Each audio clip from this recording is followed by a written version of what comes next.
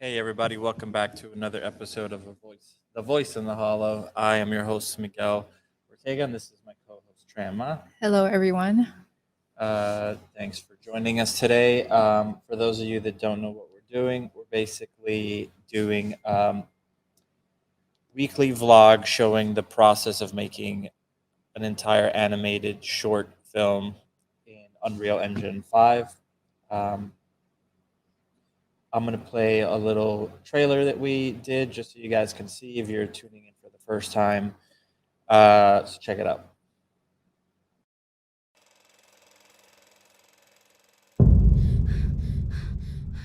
Nina nguvu, mimi ni juu.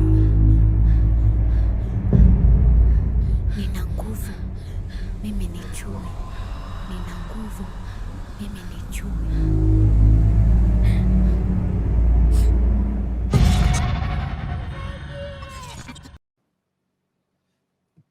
So that's a little quick trailer showing what we're trying to do. So it's hey Ty. So it's like a messed up little African fable. It's all in Swahili, which neither of us speak. Yeah. I'm getting pretty good at it though at this point. Yeah, so that's it. We're doing it all in Unreal 5, which of course is pretty brand new. So we're figuring out all the kinks and bugs And things then that just the keep us- pipeline and everything. Yeah. Yeah. So this is pretty new to everybody, doing like shorts and stuff in Unreal. I'm sure people have been doing it for a while, but it's become much more mainstream, I guess, after The Mandalorian, and we're just trying to figure out how to get this done. So anyway, so this week we're pretty close to the end. A lot of the stuff you're going to be looking at now has it's the last sequence we're working on. A lot of the assets are falling apart at this point, so we're going to have to go in and up-res certain things that were never, well, not that they weren't intended to, they just don't hold up at the closeness or proximity that we're getting to some of them. So some of these things have to be up-resed. There's no clothing simulations on anything at this point. And some of the lighting here is completely temporary. Actually, it's just like not even adjusted at all. And a lot of the faces are not even animated. So this is the sequence we're working on now, which is the very end when one of the sisters tries to get rid of the body of the other sister. So again, super temp everything.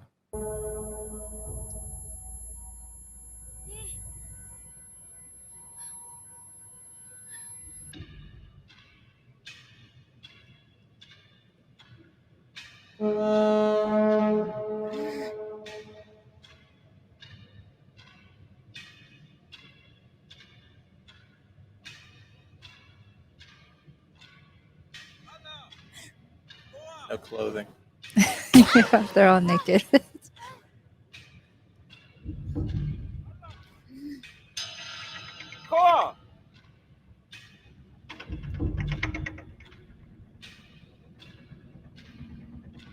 Kitu gani hiki?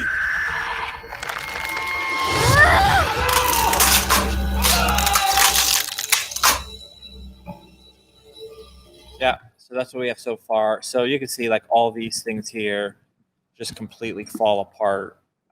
This was all done in Gaia, and Gaia is fantastic at a distance, but when you get really close, it just doesn't hold up. Since it's basically just displacing on Y, it shears the geometry, so that's not good. Also, all of this, like obviously she's completely naked. It's probably not the best angle. All this stuff just doesn't hold up because we're so freaking close to this stuff. So, but yeah, the focus at this point is just the story and the editing, and that I'm pretty happy with. Like this animation here, I kind of hate it. She looks like she's surfing, Yeah, I like the body rolling down, but then here she just kind of riding like- a wave. she's pooping, but she doesn't want to put her butt against the toilet. She's pooping in a third world country. So all of this is, I like this a lot. So we did this motion capture this week, So I play the mocap for all the men. So I just wanted to have the father tracking, looking for the daughters. Okay, so worked on that stuff, and another part that we're working on is this little section here. So she's going to be wearing a mask, like a little fabric mask. So in some shots she's going to have it, in other shots she's not. In other shots, the face will poke through the mask because it's all temp. We just we gotta... the facial performance has updated, but the mask animation has not. So Unadhani unaniogopesha? oh, that's the Premiere bug that shows that stupid media loading. It never is loading. It'll never load. Unadhani unaniogopesha? Baba, angalia sasa nitakachokifanya.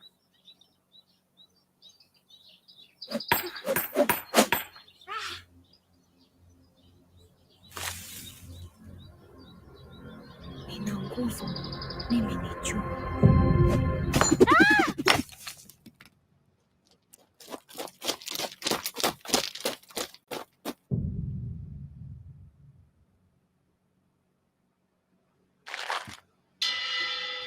So that's when she goes back to the cave. So this was all new. This, I ended up just doing the motion capture for her, which I try to not do for any of the female characters. But since the movement was so subtle, it's not that it's subtle, but it's usually the walk that gives it away.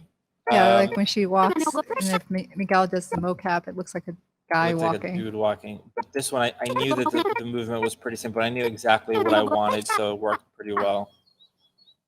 Also, all the facial mocap, I did it trying to match the Swahili. So Miguel knows the words phonetically.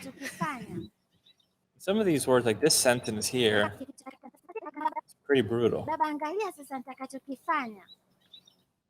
So I have to familiarize myself with it, figure out how to pronounce it. What I usually do is this. I'll show you, not that this is not that you guys are going to be making a Swahili film, but it's pretty interesting approach that I had to figure out. So let's say if I come over to this over here, that one, which is crazy long.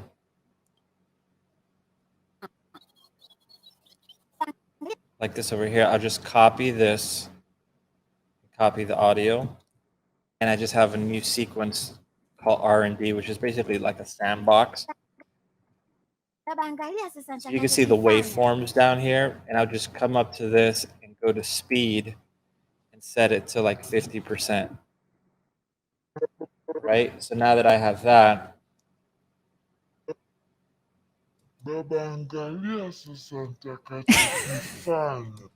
right? So now that I have that, I could come over here. Let me see if I have it saved here.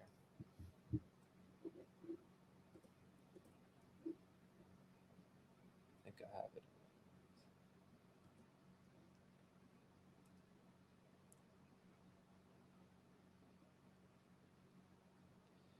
have it. So if you ignore those, but you could see just breaking it down phonetically. This is not for the exact same one, but you could see it's just broken down phonetically. So I can figure out what the hell she's saying. And I have to get the timing perfectly. And then I just record it with this motion capture helmet connected to the iPhone in Mocap X. So just put this on and then try to get it to work perfectly. Usually it takes a couple of tries, which is terrible. And then the thing is, sometimes the blinks don't hit exactly where you want them to go because you're trying to remember Swahili, get the timing correctly. Pretty tough. And then you don't blink at the right spot. So then I'm trying to add the blinks in. So usually, like if the head is turning, I'll add a blink manually. So, but yeah, so that was what we did this week. Another thing is Tran is just going in and I lit a bunch of shots. Lit a bazillion shots. So these are still temp, but the lighting is much closer.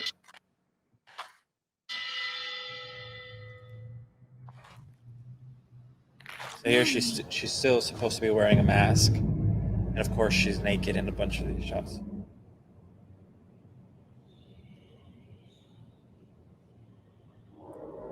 Sasa najua ninachotaka.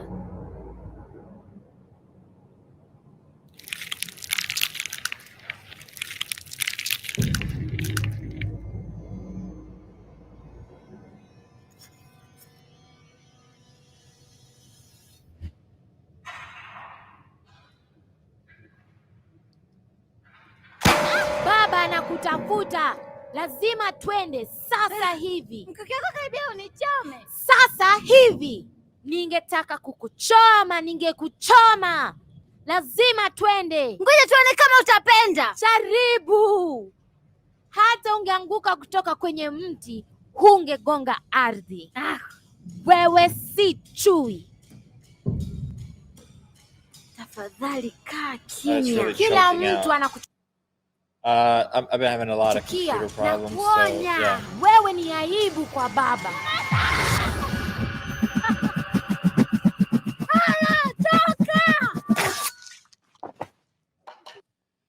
So that's all done. You can see the faces here. There's no faces. Yeah, so I did a lighting pass. None of the characters are final. And then sometimes they're naked. So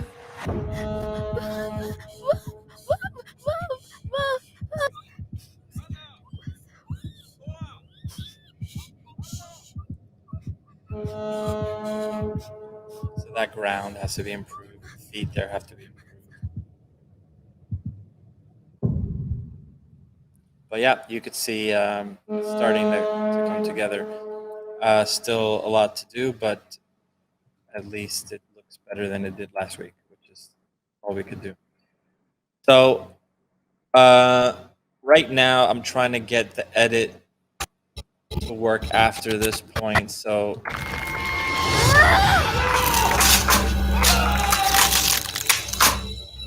we did all of these shots last week on the stream, figuring out all the camera work and everything. So let's just keep going with that. So I'm going to open up my Maya and I'm going to look at some of the mocap that I have. So this is what was recorded. Let me just see where she ends up here. So I just want to see where her pose is at the end. So her arms are hanging down. Okay. Head up. Okay. So this is what we have now. So this is all recorded at the Gnomon stage with our motion capture system. So this is using the Extensa window. And this is like 3,000 frames, which is a crazy amount of frames. So really what I have to do here is just kind of find what areas work for me.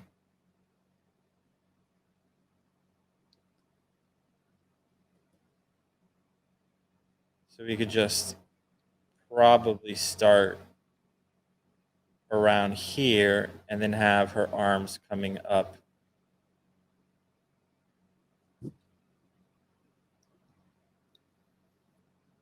Let's see what else we got here. So what I'll probably do, because this looks cool, but it's still just joints here. So I'm just going to come in and open up the rig of the character. So I just have to remember this is version 104 of our motion capture. And I'll just go to rigs. I'll open up my character here.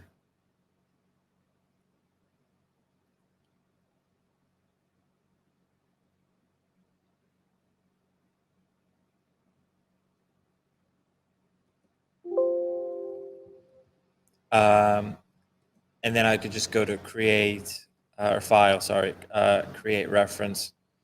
I'm just going to load up that mocap data. So that was from session 1.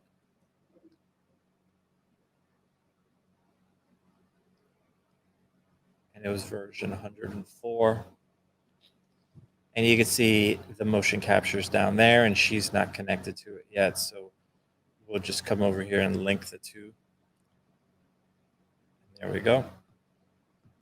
So this is going to require some cleanup work, but at least we could start seeing what this looks like. So I probably would want to have my next shot be something down at this level and having her reach up. So I'm going to try to find an area that I like. So like around here. Maybe I could cut right to her hand, a shot like this. That way I don't have to have perfect continuity. It would just break the frame and it could look really nice. So I'll probably do that. So I just have to kind of figure out what area I want. So I'm going to start at frame 550. And I do like these shots where she looks down, but you can see that they're going to require a lot of cleanup. But I do think that they could do for some cool shots. They could make some cool shots. So, all right, let's like that right there.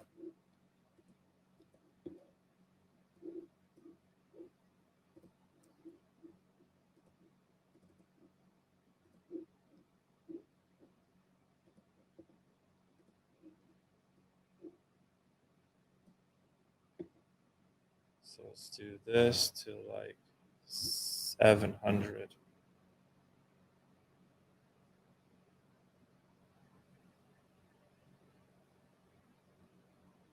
So do it like to 760.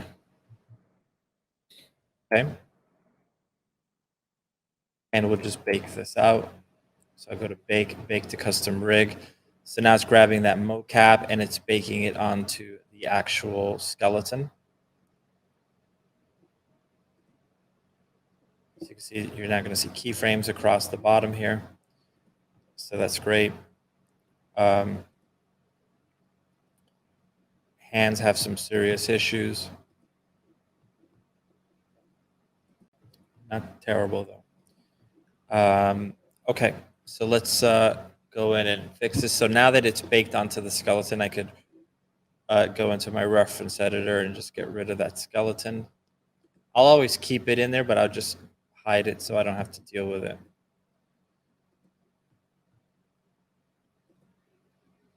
So let's just start over here.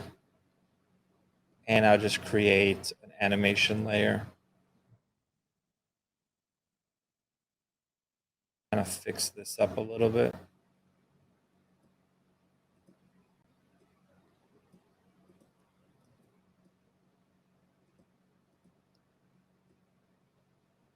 Right around here, she's just rotate this up like that.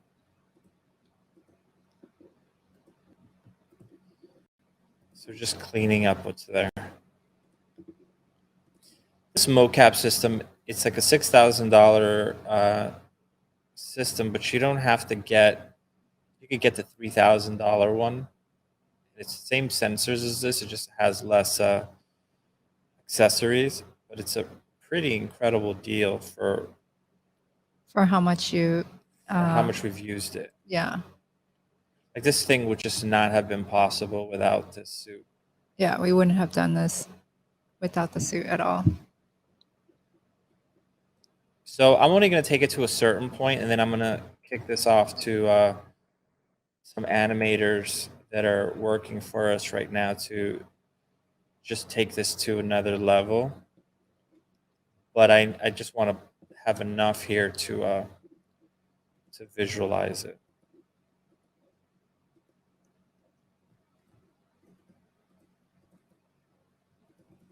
Okay.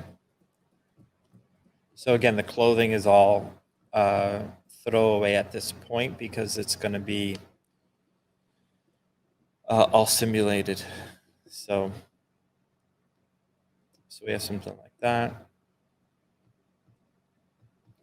So let's take a look at the hands. So the hands are a mess. Our rig, honestly, the hand rig is a disaster. Yeah. We didn't want to say that for a while, but I'm saying it now.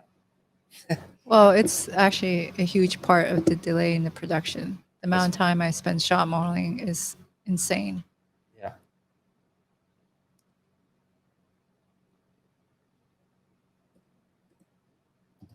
So I'm opening up Studio Library. Studio Library gives me a bunch of different hand poses that I've saved, so I don't have to hit every position exactly how I want. Oh, I think I might have to create them for Koa because my computer died and I lost a lot of a lot of things. But like here, for example, I just want to fix the hand, so you can see the thumb is a little wonky here. So I'm just going to fix these things. It's not hard. So you're putting it on a layer, and it's just an additive process to what's already there. So you're just kind of going in and being like, oh, the hand is going too far in, or it's extending too far in one direction. So you're just cleaning that up. It's not hard, but you know, all this stuff adds up. That's kind of the problem. So these guys here, I'll just select this, set this to 0, make them look a little bit better. Look over here, same thing. You can see they're kind of bending weird. Just kind of fix this. Let's just put a little bend. So you can see this looks a disaster here. So we'll just bring this up. This thumb is totally screwed, so we'll just fix that.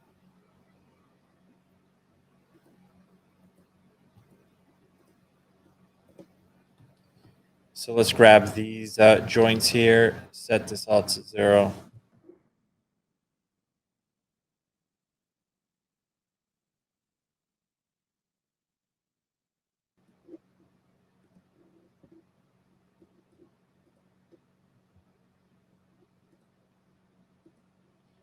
And I just add a keyframe to that. See, you just have to clean this crap up.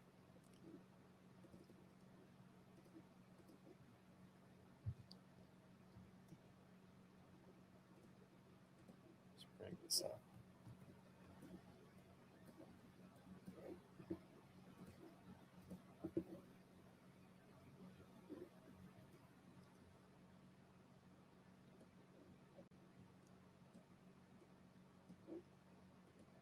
Okay, just key this.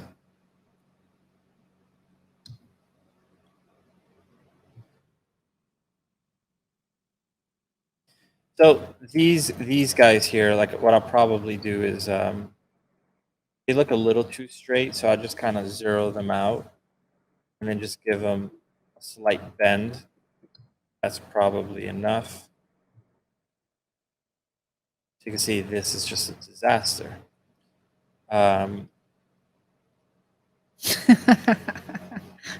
It's so bad. Yeah. So it's not hard to fix, though. That's the good thing.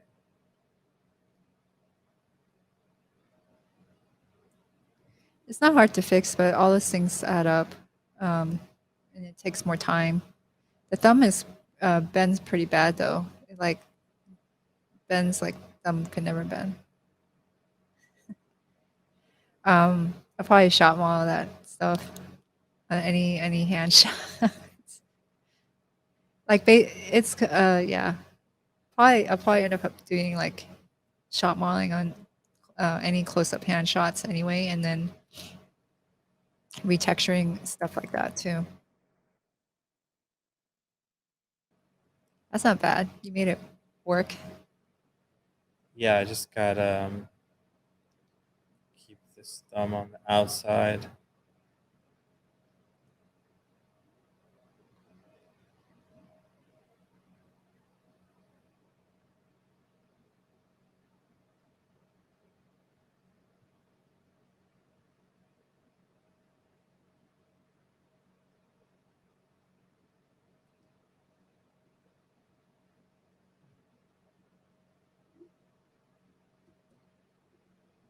So you can see the rotations here are a little weird, so let's just select that.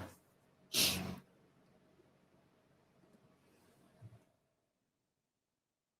me the finger. There we go. So still needs more work, but for now it's fine.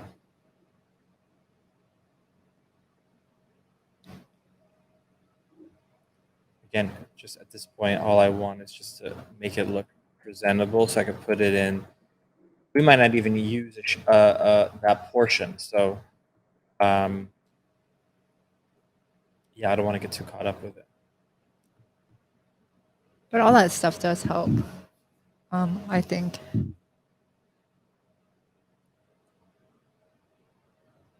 So you can see this one right here is a mess. So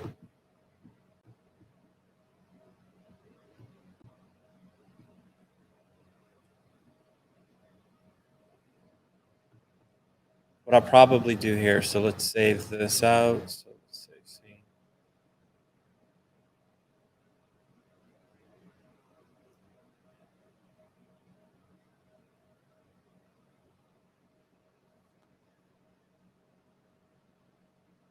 So I'll create a new sequence here.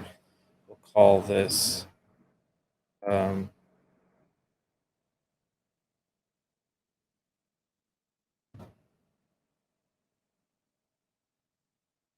we'll just put this.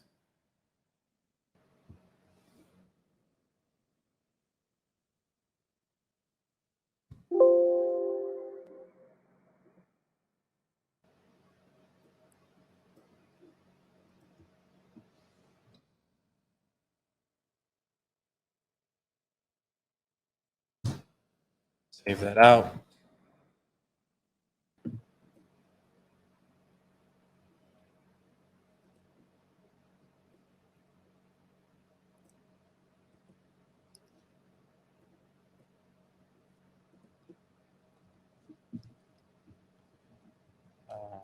Okay.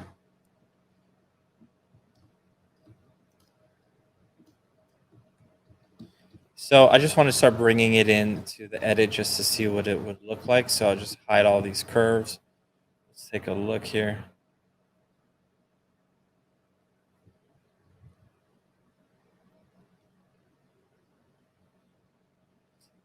Since I don't have any motion capture for the face, but I do want to have her look like she's panicking, what I'll probably do is just steal something from one of the other sequences for now.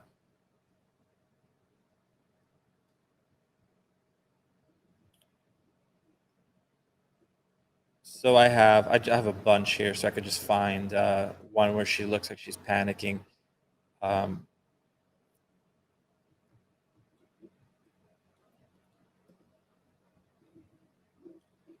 And just have it start at 5.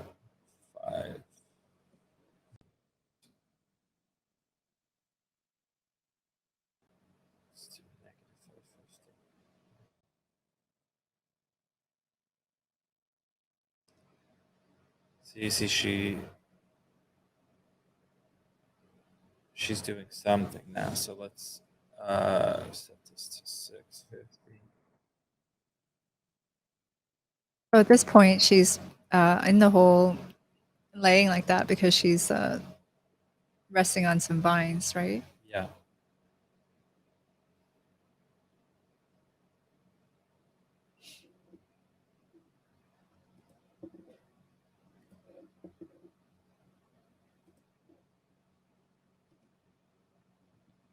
Let's see, 550.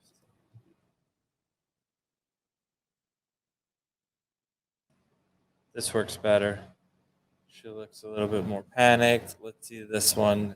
It's called Ugly Fix. So she probably was doing like ugly faces here. So let's keep that. You can see it again, it's all throwaway at the moment, but I just got to figure out how this is going to piece together. So once I feel like I'm ready to bring this in, I'll just go to cache, Alembic cache, export selection to Alembic.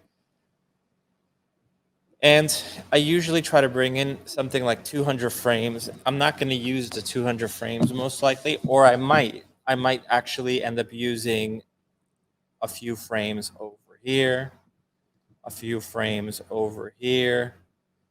But I don't know what I want to use yet. So I'm just going to export this and then just kind of figure out what the angles are inside of Unreal. So let's just export this guy out. So it's in the K fall and it's under hanging COA A.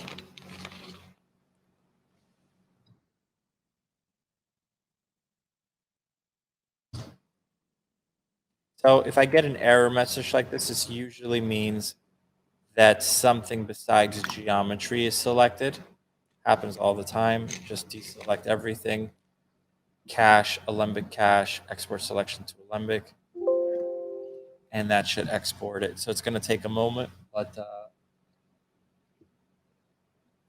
we'll have an Alembic file that we could start using. So here I'm just going to save this because I know that I'll probably crash if I have all these things open.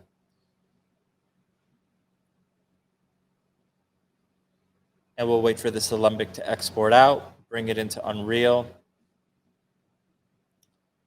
Might as well start opening this.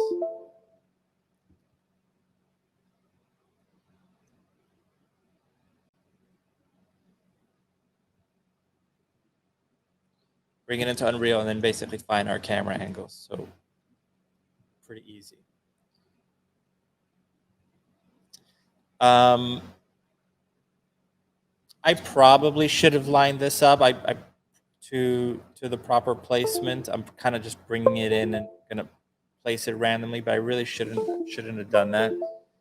But we might fix that. But for now, let's just get this in there.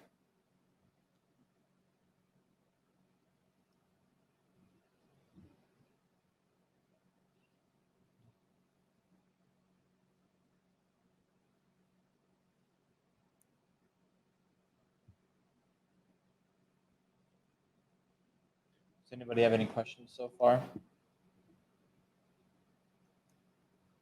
Pretty quiet stream today. Super quiet stream. Well, I'm quiet. I'm really tired because I lit so many shots. So it's a lot. Yeah, we're low energy now. Yeah, we're super low energy. We're crunching, we're tired. You just eat, sleep, and work.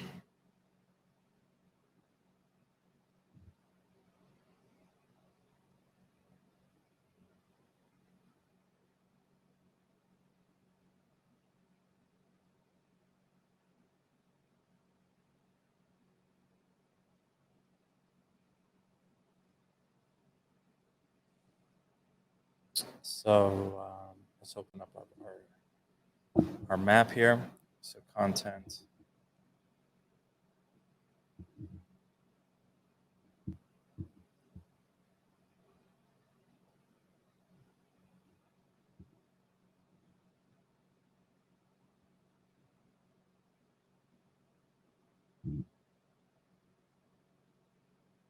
It's cave entrance, right? Or what is cave entrance close? Or is it cave entrance close? It is, right? Which shot you trying to? Oh, yeah, it should be close. Yeah. Cave entrance is probably far. Oh, look, Jared came in. Hey, Jared. Okay. Yeah, we totally need a vacation.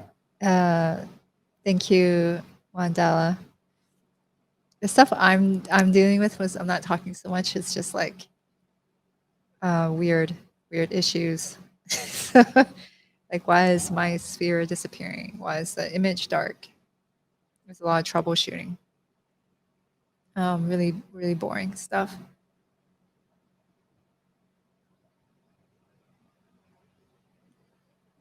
So this stuff, these maps, I swear to God, they don't usually take this long to open, but the minute we're streaming, maybe it's psychological, it just feels like an eternity because it's being recorded, but Yeah, it's funny.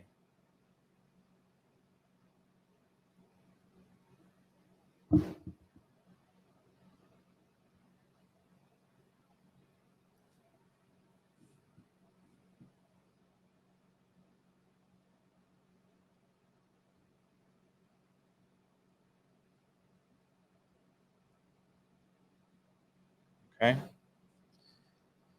So let's open up our sequences. So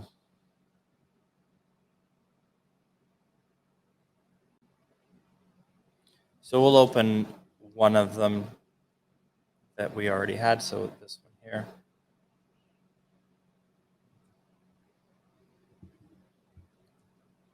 Okay. So we're much lower than this at this point.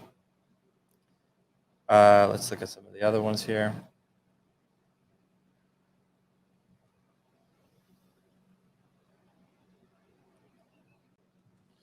So you can see there's like these black spots on the rocks. That's a bug with Unreal 5. So we just have to turn on. Yeah, it has to do the nanite. And DirectX 12. R.ray tracing dot Shadows. enable two-sided geometry. 0, and you can see it turns black there. Sorry, the black disappears. So that looks much better. So I just need to,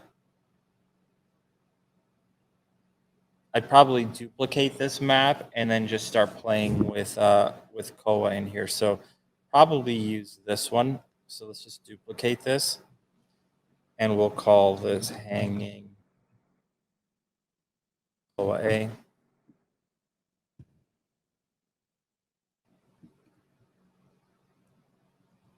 Let's go to the end here. Okay, so we want to cut to a closer shot. So I'll probably grab this one here.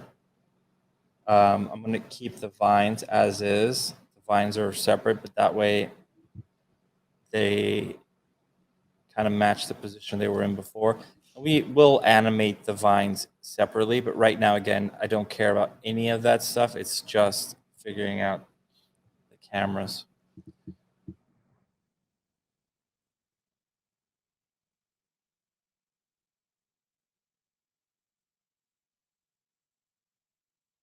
So create a folder in my Alembics directory, and then I'm just going to bring in the Alembic cache that we just exported. So it's a cave. Oh, that's not it. It's cave fall.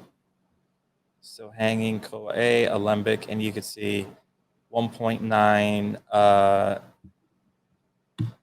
gigs. That's a scary number. When you get to 2, it almost always crashes. So there's a lot of cutting up your stuff. So skip empty frames. That's fine. Find materials. Rotation 90. If this crashes, we'll have to maybe cache it out without the clothing, since the clothing is going to be done separately anyway, but we'll try. Yeah, we're not used to like these type of restrictions. So it's something to work around.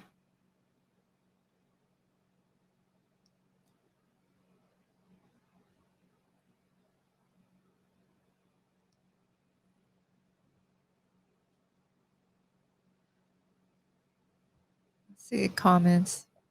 Thanks, Ty. This project has been so much work. My hat's off to you both. It's amazing to see the progress. Thanks, man.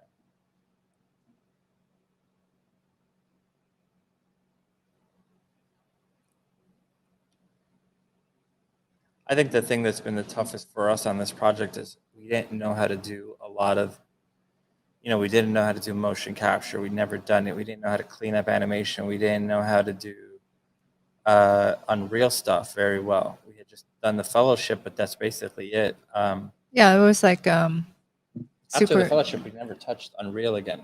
Well, it was also different too, because when we did the fellowship, we didn't have 5 available. It didn't exist. Well, it barely existed when we started this. It was still in early access. So when we took the fellowship, we were in 4, and it's lighting for us is the biggest thing to obviously learn, right? Like Unreal is like super powerful. It can do a bunch of other stuff like video games, obviously. So the stuff that we learned as far as like lighting and how to deal with ray tracing, all that's gone from 4. And so it was like, okay, let's start from scratch again.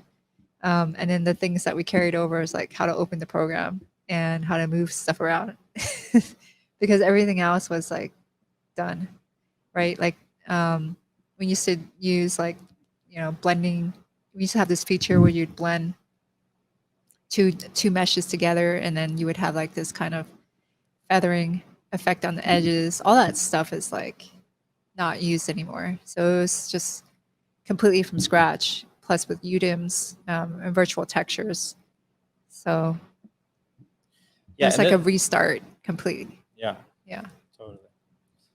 These delays, like this is just the nature of it. When you're bringing in big Alembic files, it takes forever. The thing that sucks about it, and I don't want to jinx it, but I'm having a bad feeling here, is it'll take forever, and then it'll crash. So you're like, oh my god, I just wasted so much time, and now you have to like figure out what the problem was, re-export it differently, and try to import it again. And that's because what it's doing is it's reading the Alembic file, the ABC file, then converting it into an Unreal asset format. And there's I think it's 2.1 gig limitation on that. There's a workaround, which is using a blueprint that streams the Alembic file, but it's you can't see it in the sequencer very well. It's really, really, really, really wonky.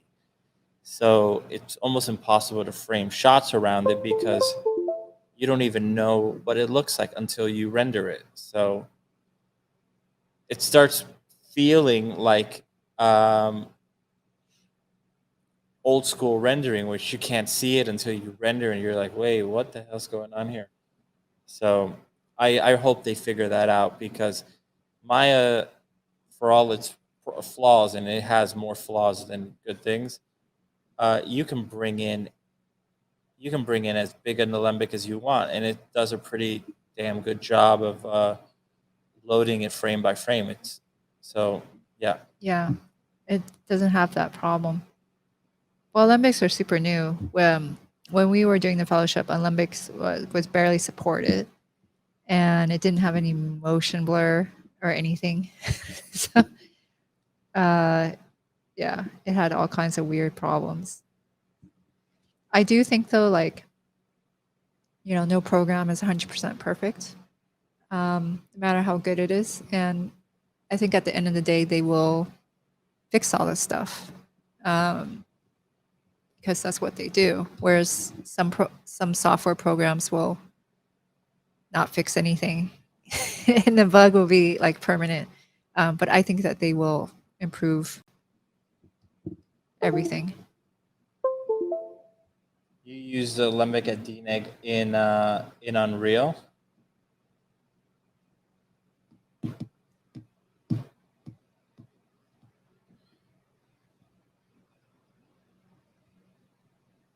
Well, yeah, that was a. I mean, we can use Alembics. They just have big restrictions on size. Yeah, we only use Alembic. So Yeah, we're not everything. saying we can't use them. We're just saying they're. Our whole pipeline is Alembic based. Yeah. Just they're problematic. So I should have brought this in and lined it up. I should have done the lining up in Maya. Just my brain is dead today, so I did it the stupid way. But yeah, so let's take a look in here. And I'm just going to bring the old one in just so I could kind of line her up.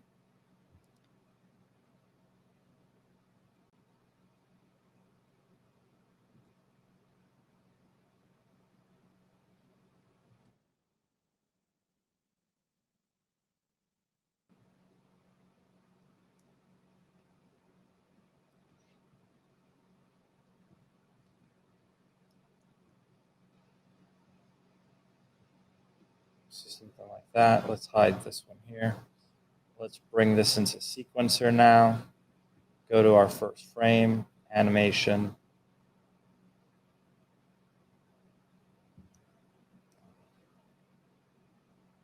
So these vines here, I'll shift this over.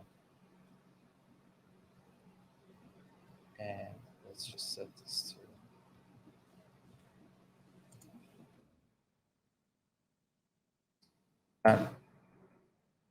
Okay, so now we have our vines in here, and Koa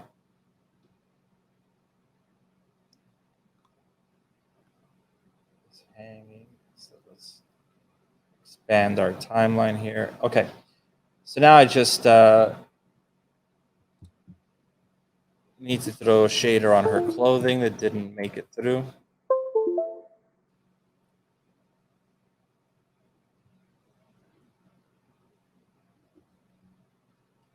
And again, the super temp, because there's no clothing sim at the moment, but we could already start looking for our shots.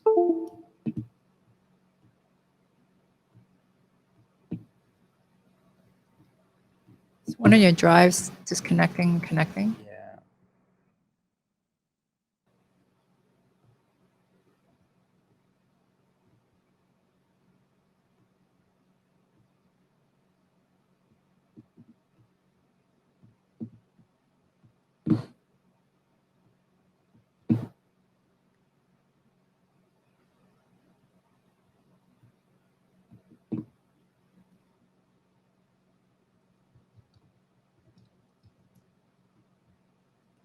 So you can see navigating in Unreal can sometimes be a real delight. So let's get this in here.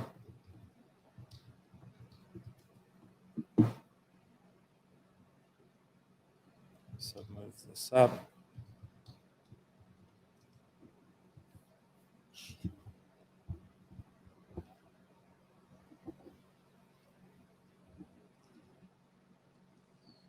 So I'm gonna change my camera to like a 50. I try to keep everything at 50 or higher personally.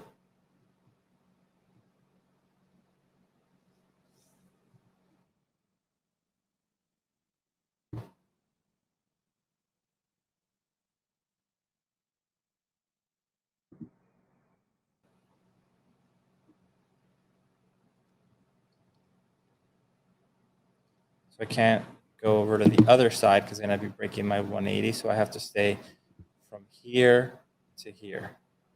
I could do that. I could do this, but I can't go to this side of the body. So I just have to find the best angle. Let's turn on our letterbox mask.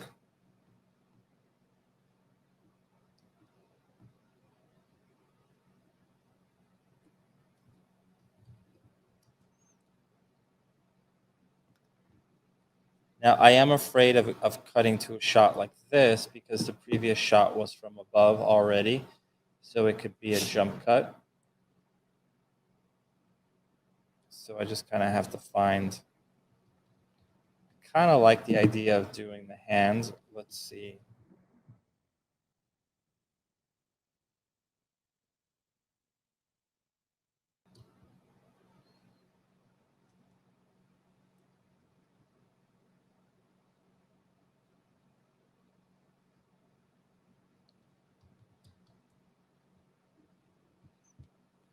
So I think if I'm going to do the hand, what I might try to do is do the opposite.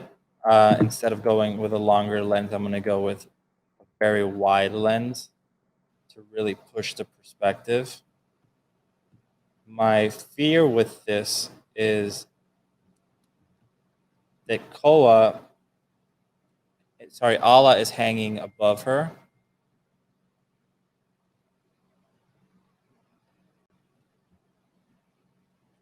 And that we might not look right from this angle. So let's see what we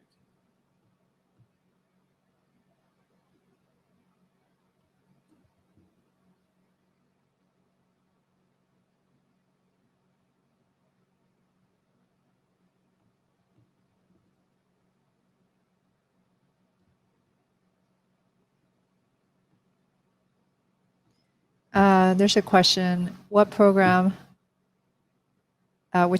has the best animation quality? I don't know about. I don't know if that's a thing. That's like saying what microwave makes better food. It's in the artistry. Yeah. Yeah. I don't know about the tools in Blender, and I'm not an animator, but I think if you're a good animator and if their software has support for it, it doesn't really matter. Yeah, the question you're really looking for is what program does everybody use so that you could get a job, and that's Maya. Yes, but Yeah. yeah. I won't say nothing. What are you gonna say? Maya's terrible. It's terrible. Yeah. Everyone kind of knows it too, though. Like it's pretty even consensus. It's bad because it's outdated, and the support is like It's bad because it's been abandoned. yeah, it's been abandoned, and there's no support for it, right? So like you never find, like what I was saying earlier, a program that is completely flawless that just doesn't exist. There's always a bug or a thing. It just comes down to like whether you believe the people creating it will fix it and then continue to improve it, right? So I have a lot of faith in Epic Games. I have a theory that is completely speculation, that I have no inside knowledge or talking out of my ass, but I feel that Epic Games is going to buy Houdini. That's my theory. Yeah, Open Secret Maya is terrible. Yeah, I think everyone keeps talking about Houdini. There was talk like, is Blender going to replace Maya? But we do see people moving, some companies starting to move towards Houdini. Yeah. All right, so let's take a look at that. Again, we have a ton of animation issues. That's not the focus at all at this moment. It's just the shot. So all of these vines would be reanimated. I just have to kind of figure out what the hell am I going to even see. I do wish I could see the hand more.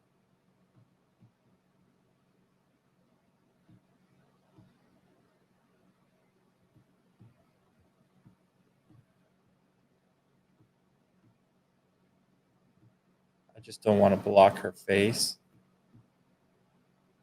And I can't go over to this side, which would be ideal, because that's our 180 line. So, I mean, I guess this is okay. So let's just do that. Let's just delete our other keys. Let's go to the front. Yeah, now, as much as we rip on Maya, there's Still not a lot of works. alternatives. Yeah, there's not a lot of alternatives. It still works. It's good for lighting.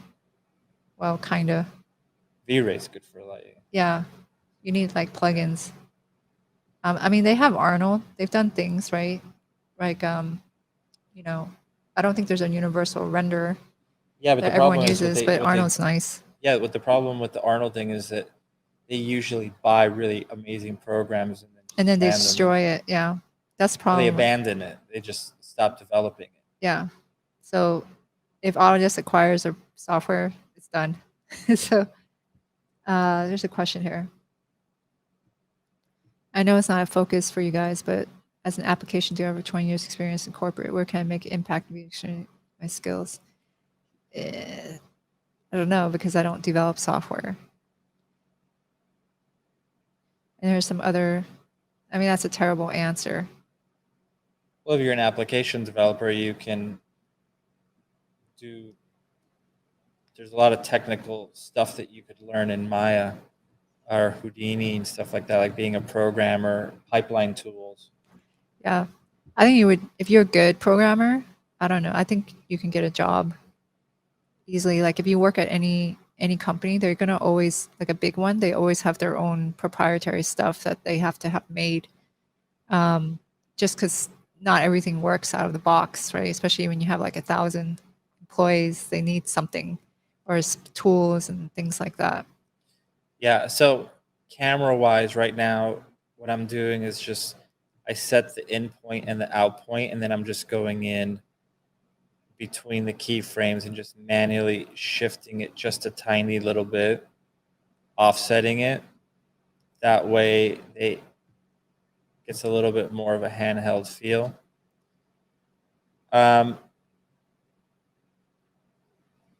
I could try to do this entirely handheld, and I'll show you how I would do that in a second.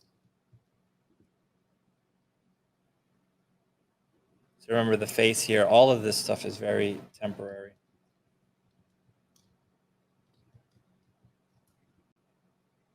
I do like the hands reaching out, but there's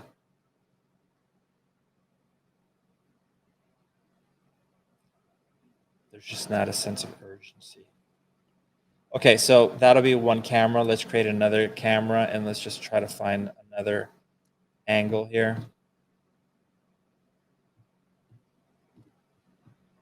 So a couple questions here while you're doing that. In 10 years, which would be industry standard, Blender and Maya? Have no idea what would be the standard. Everyone, we just said I mean, here's the thing. it might just be Houdini. So- Yeah, here's the thing. Like, the thing about Blender is nobody uses Blender besides hobbyists. Like, professional studios just do not use Blender. For whatever reason, it's not, and that doesn't mean that we think it's not good. Everything we've seen from Blender is so impressive that sometimes, like, why is this not the standard? Yeah, but that's the reality of it. Like, it's literally like a bicycle and a unicycle, right? It's really like that in the industry. Like, nobody does, what is that race in France, the one that Lance Armstrong won? Tour de France. Yeah, like no one does that on a unicycle, right? That's kind of like Maya and Blender in the industry. Like no one does VFX in Blender that I know of, besides like small commercial houses and whatever. Yeah, I've seen But- some stuff, and again, it's not saying that it's not good. It looks amazing. Actually, it looks incredible It looks incredible, but they just don't use it. for And whatever reason. Yeah. I think that Blender, this is what I think it would take for Blender to take off. I think a company like ILM would have to say, hey, we just used Blender on The Mandalorian, and it was all done in Blender. And it looks amazing. And it looks amazing. And that would make the industry go, why are we paying so much money for Maya licenses? And then I think it would require an initiative where all the companies realize, like, hey, we're spending all this money on licenses. If we put that amount of money into development towards Blender, we're still sharing assets across multiple companies anyway. We may as well just put that money into development of the tools to make it exactly what we wanted to do, make it do exactly what we wanted to do. And then they just have to, then at a certain point, they stop paying for licenses in Maya. I think that could happen, but I think it needs a leader like an ILM or Weta to say they did that first. Just like the Unreal thing was not really taken seriously until ILM did it for on The Mandalorian, and then everyone just kind of jumped on it. Yeah, we needed like a big house like that to prove that, oh wow, they could do it. So then everyone else started doing it. Yeah, so that's the thing, is like when you say what's better, Blender or Maya, it's not about which one is better. It's if you can't get a job using Blender because the companies aren't using the it. companies aren't using it. Yeah, it's So- kind of not worth investing too much time in it. Yeah, And which is again, kind of sad because we they're like Blender. We think it's Yeah. cool. If all of a sudden like they were like, we're moving to Blender, it'd be like, yay, this is awesome. Yeah. It does feel like that it might move towards Houdini though, because it just depends where the money lies, right? So like you see, obviously Epic Games has a lot of money, and they're really powerful. If they're pushing a lot of stuff in Houdini, you're just seeing it so much that it gives us an idea that maybe they're trying to push it, and they do have the power to move things in that direction because they have so much money. Yeah. So you can see right now, just trying to find the most interesting rough angles.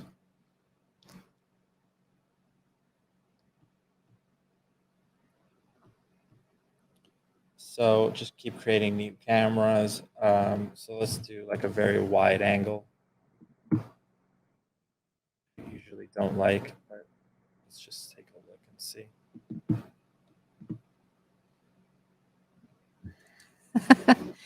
This couple. Blender require better support system. Yeah, you do need support, or to believe in that they're going to support it. Hello, Tattoon, and then this is Steve. Redbox never die. What's Steve?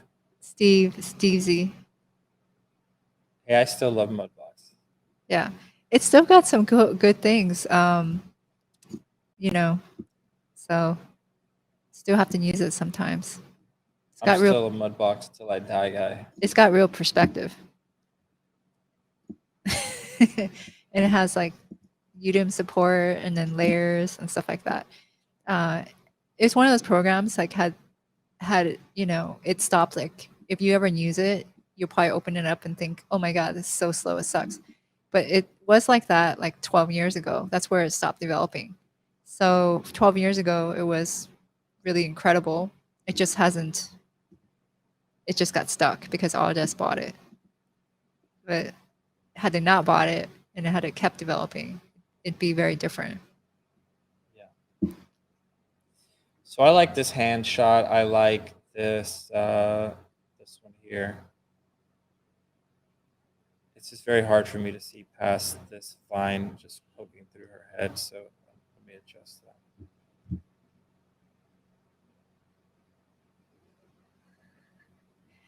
Ty's jumping in. Miguel, open my eyes to power Mudbox. It's great. We have to use it like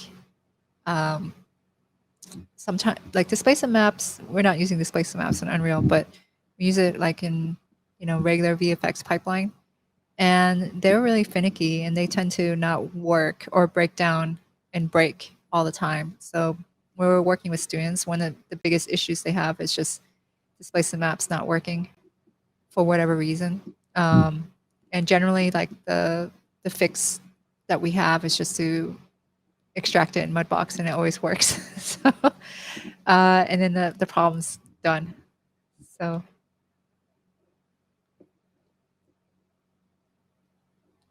Okay, so let's take a look at this other angles here. So I like this angle. I like this angle here.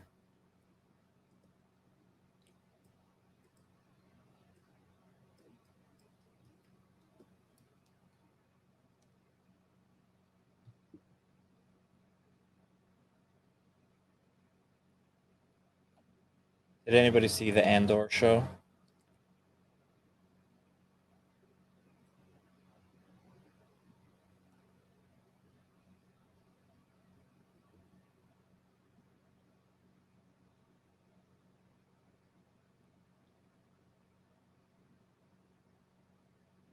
You have a question, camera question.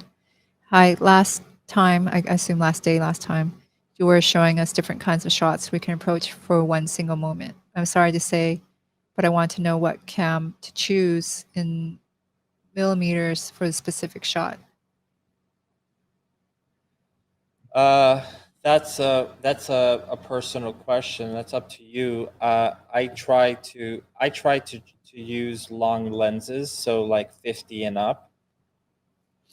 But I change it. Sometimes I'll go very wide. Rarely do I go wide, but usually like 80, 120 are my go-to lenses, in particular for faces. That's why an 80 millimeter is considered like a portrait lens, because it flattens the features on your face. Remember, here's a thing that I think a lot of people get wrong is lenses don't distort your face at all. Actually, the lens itself does not distort it. So when I say like, oh, it makes your face look better when you shoot like with an 80mm lens, it's not like a 15mm lens makes your face look more distorted. The lens doesn't distort your face. The proximity to the subject distorts your face. So if you put a 50, like, well, let me just show you. So let's say I wanted to film this. So if I put a 15mm lens here, so I'm going to bring this down to 15, and I still want to focus on the hand, you could see that 15mm, the hand is so far away that it would require me to get super close up to the subject. So now that we're super close up to it, the hand looks distorted because there's so much perspective because you're right up to it, right? However, if I use an 80mm lens, so something like this, I have to be so far away in order to see it that the object looks flatter. So it's not the lens itself, it's the proximity to the lens. So if you were to shoot with a 13mm lens, let's say at a human's face, right? Excuse me. And you'd have to, and you were at the same distance that you shot with the 80mm lens, and you cropped into the head and placed it directly on top, it would actually look exactly the same.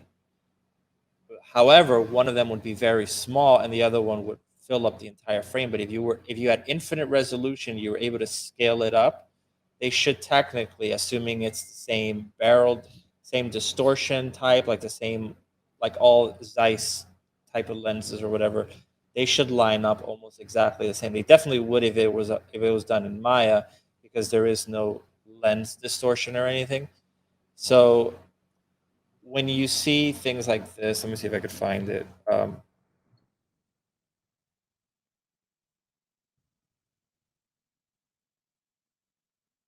There's this video that a lot of people use to show like, oh, how a lens like this here, and this is how different camera lenses distort your face. And every time I see that, I'm like, the lens does not distort the face. It is the proximity. So as you're seeing it distort or undistort, it's because he's moving closer to the subject. It's not the lens itself. Yeah, like what you're saying is my poor man's interpretation. Technically, if you shot everything at a really wide lens, but you had unlimited resolution, if you were to crop into it, It would all be the same. it would look. You could get it to look like a 80mm, for example, a longer lens. Yeah. Yeah. The difference, though, is you wouldn't get the same depth of field. So if you shoot with a 15mm lens, since you're far away, everything kind of focus at that distance. Whereas if you're with an 80mm lens, you would get more depth of field because the lens is moving through more space. So if you had totally deep depth of field, so nothing was out of focus, and you had infinite resolution, so in the world of CG, if you're using Z depth to get your depth of field, and you have no lens distortions at all, you could, in theory, render, in, again, unlimited resolution. If you shot with a 5mm lens, you could just basically reframe it and crop into it, and it would be the same. And then you would just get the depth of field in comp. That's not a real world scenario, though, but anyway, that's a very long answer to I don't know what.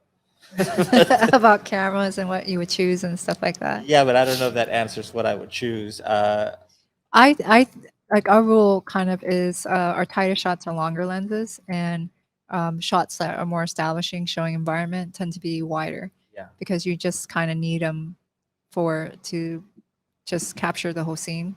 But I do think longer lenses look nicer, particularly in Unreal, because the more you let stuff fall out of focus in the foreground or the background, it just looks more cinematic. But so it's a couple of questions. One here, what do you think is better, to use ZBrush for sculpting, or is it better to use Blender? Well, I've never sculpted in Blender, but ZBrush is the standard, and I doubt that most things feel better than ZBrush, right? It's not, no program is perfect, but I think ZBrush is here to stay. But again, a lot of that depends on the artist. Like if you give me Geo Napkill sculpting with wet bread and then scanning it over an amateur using, you know, the latest version of ZBrush, I'll take Geo Napkill sculpting with wet bread and scanning it. So it really is the artist. What tool they use is really irrelevant at the end. A good sculptor will you give Blender to Geo Napkill and he'll destroy, you know? He would be amazing. Or so I don't really think it's, I don't think you should really get caught up in that. And I know that that's something that you don't want to hear when you're starting out, but it really doesn't matter. Yeah, well, the hard part about sculpting is the artistry. So if you're a really phenomenal sculptor, you can use whatever program. You just have to learn to adapt to the tools in that program. So, any course or any specific study? Well, what we're doing here really is just like going through the cameras. So you can see we're kind of doing that right now, just trying to figure out what works. So this one's like an 80. This one's like you can see this one is wide. So why am I using a 15 millimeter for this one and an 80 for this one? Okay, so let's just go over that. Like, why did I pick an 80 for this and a 15 for this? Okay, so when I have this sets of 15, I have to get closer to this character. And when I do that, you can see that the perspective seems very extreme. The hand really feels like it's reaching out for you, right? If I grab this exact same angle and I set this to 80, right? And then I zoom out.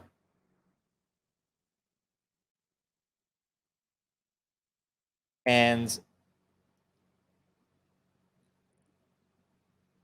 it might pop. Yeah, I knew it was going to pop. Let me see. So let me zoom out here for a second just to show. So here's 80 millimeter. And I'll change the focus here. You can see that her hand looks small now. Yeah, you don't have that extreme pointing at the camera. Yeah, it doesn't feel like it's reaching out. Like it doesn't have that comic book Spider-Man shooting its web kind of look. Because the distances are compressed. Yeah, and now I do 15 millimeter. You can see that hand really feels like it's coming out at us. So let's do that. You see what I mean? Whereas before the hand like looked small in relationship to her. Here the hand feels big, so it feels like it's coming out at us, much more comic booky. I don't necessarily like that for a lot of shots, but I like that if it's a guy pointing a gun, go with a wide lens so that the barrel, you know, makes a statement. But now when I have the close-up shot of the hand, I really want a shallow depth of field, right? So now I'm going to go with an 80 so that things fall out of focus really fast. So that's that. Let's see which other one I have here. This one I don't even think has any. Oh, so this is a completely different one. So this is a 50.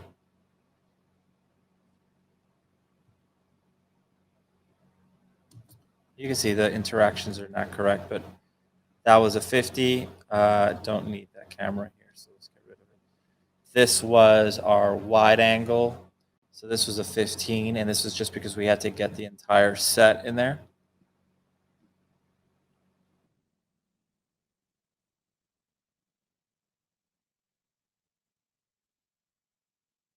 Actually looks good when she's reaching out from this distance. It actually works pretty well. So, okay, so that's a 15. I like that framing. Yeah, this is a shot that I don't think we ended up using, so let's get rid of that. Yes, because we have floating vines and don't know what to do with that. Okay. Yeah. So let's go over here and take a look at this. So this one I like. You know, it's just it's tough at this stage because the face is not looking where she should. The eyes are not looking where she should. So right now she looks like she just woke up in vines and she's just like chilling.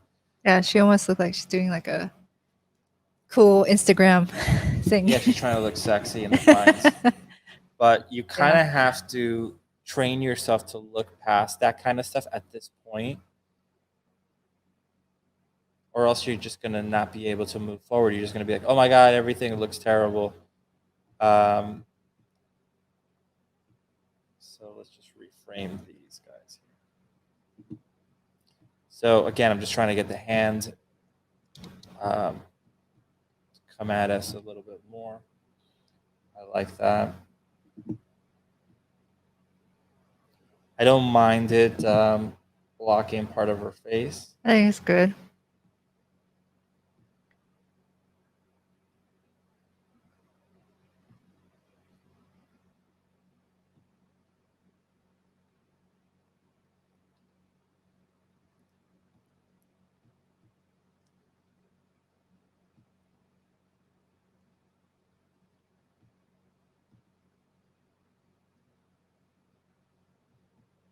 Let's have the hand over here.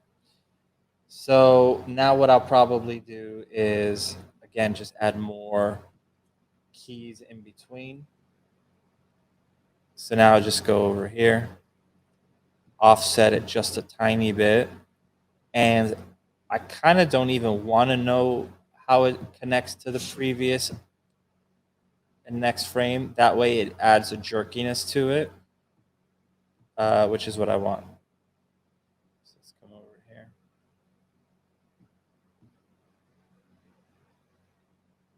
Yeah, but Ty, Andor is amazing. I think it's the best Star Wars show so far. Better than The Mandalorian. I think so. You know, the thing to me has always been my issue with The Mandalorian has always been the acting. I've always thought that the acting is a little bit wonky. The acting on Andor is really top notch. So you see, we're getting. I like that. I think that looks good. Yeah, the animation sucks right now, but we'll fix that.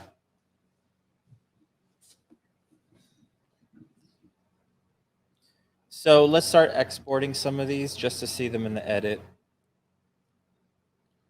So rule number 1, save. And then I'll probably name my cameras so I know what is what.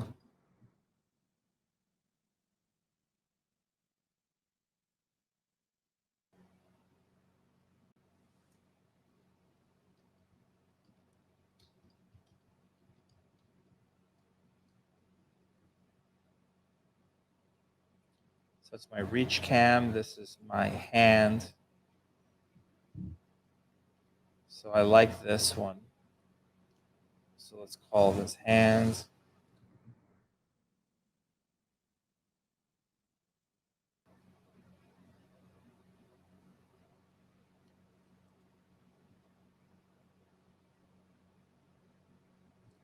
I think this one works around here. I think we could make this shot a little bit better. So we'll just come over here and just kind of start adding a couple keys. I'll just do that here so we can kind of see. So just start going in here.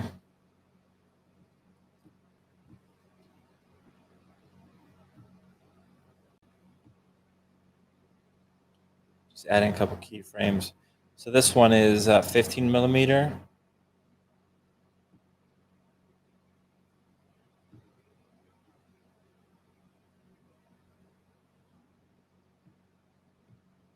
So you can see now going backwards and filling in between those guys.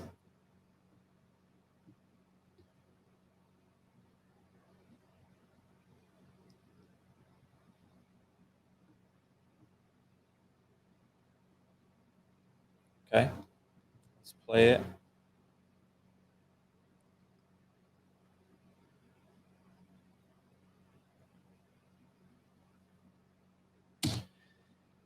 Yeah, it's pretty rough, but all right.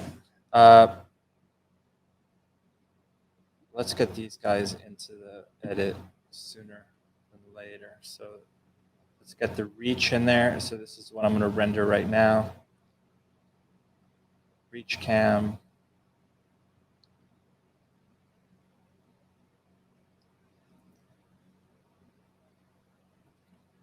Save. At this point, I don't really care about high quality render. So I'll do it at the low settings. I actually should have set that before, so let's do that now. That's correct. That's correct. Here I'm going to just turn this to unlit because I tend to crash a lot lately. So You crash all the time. crash all the time.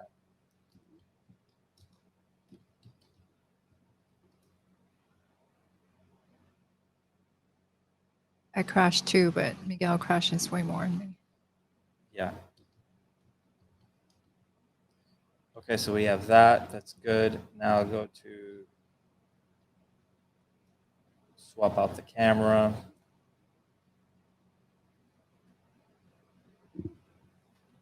Let's render this out again, but I'll put it in another folder.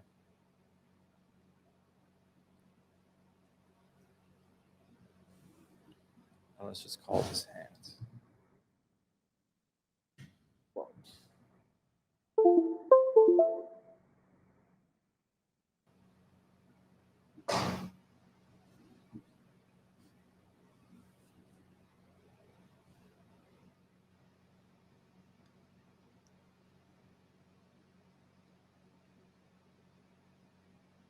Ricardo, you heard it's going to be good. Book of Boba Fett, yeah, is really, really rough.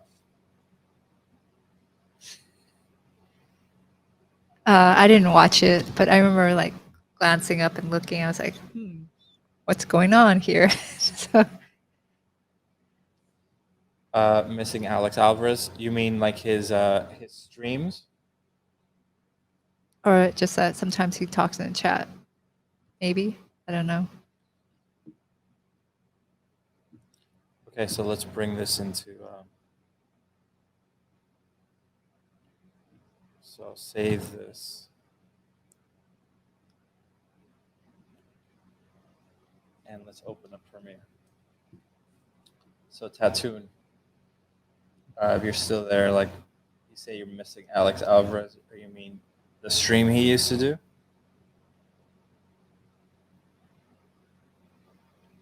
I think it's that. That's what he meant.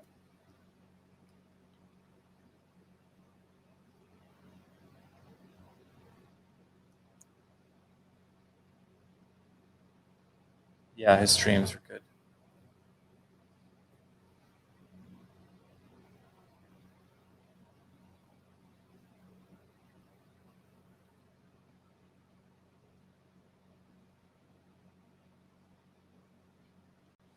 All right, so let's put this into the edit and see.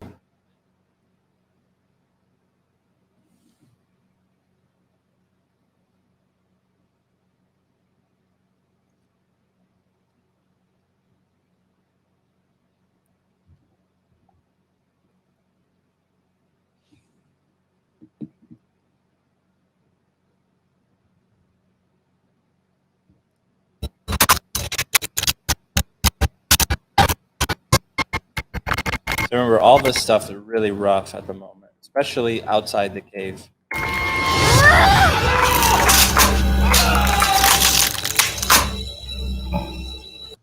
Okay, so right there.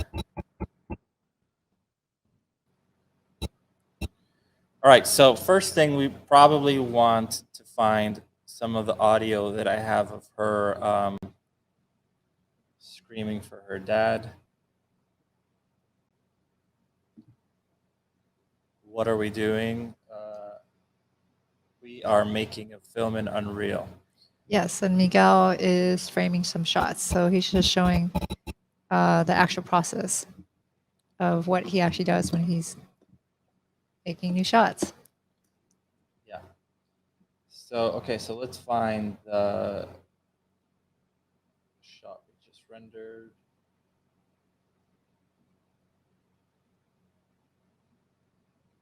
So let's bring the hand in first. So remember, this is super rough at this point. We're kind of doing previs. That's what's cool about Unreal, is that you just basically do previs until it's no longer previs, and now it's the final shot. But at this point, it's very much previs. So let's take a look.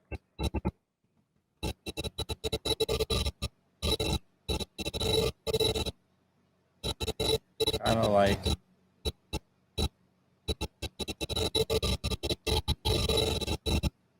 what I would probably do here.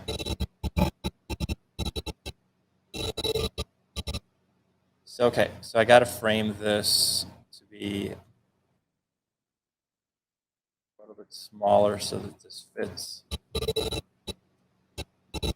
So I want this to feel chaotic, so probably do that.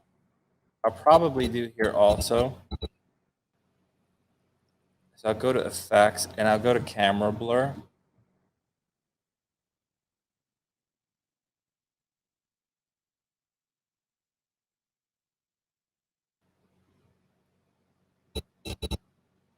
And I'll probably start this really out of focus like this. And then just a few frames in, I'll set it to 0.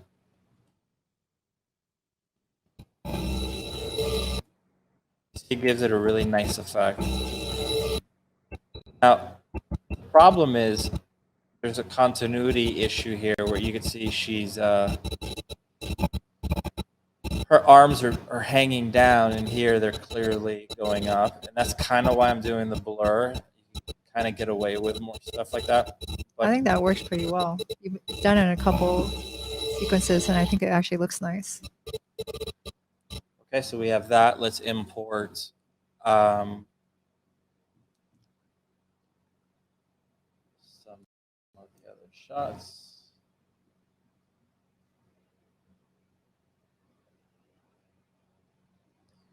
So there we go.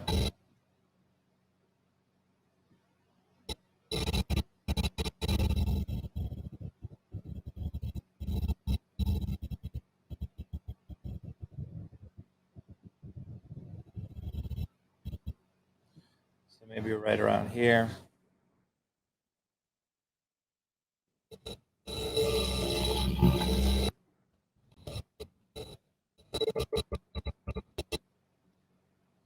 Bring this in there.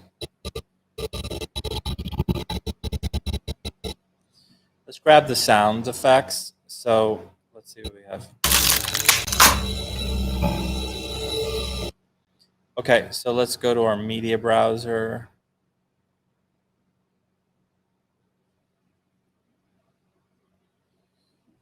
And I have to find my sound, which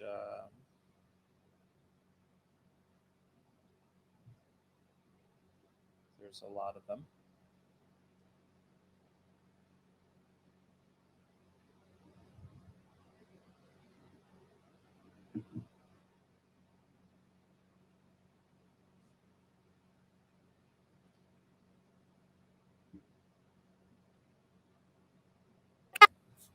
Baba, angalia! So that's not it.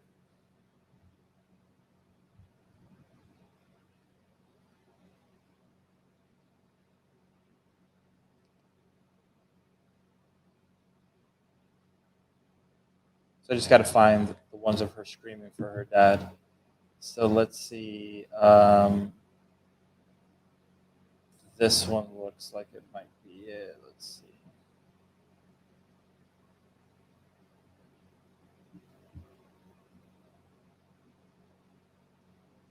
That's not it. 1 second.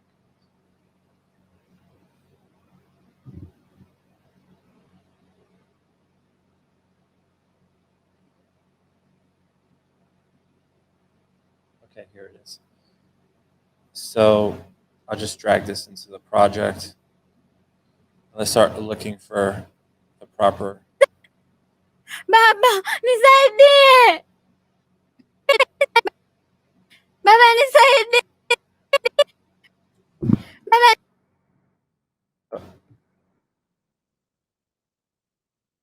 baba, nisaidie. Baba, nisaidie. Like that one, probably the most so far. Baba, nisaidie. Like that one. Oh, look, we have someone that speaks with Swahili. Oh wow, she's speaking Swahili. That's my first language. So our short is all in Swahili, even though we don't speak Swahili. Yeah, it's all in Swahili. Yeah. Baba,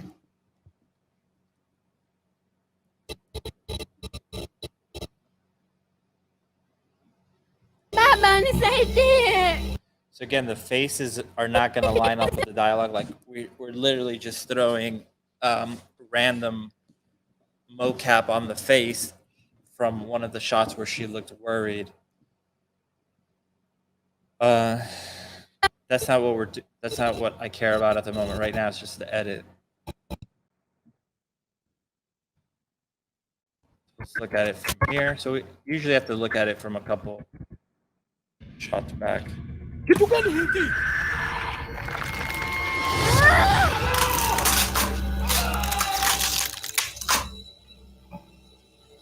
Baba, nisaidie. So I want her to start screaming a little bit earlier. So let's get that.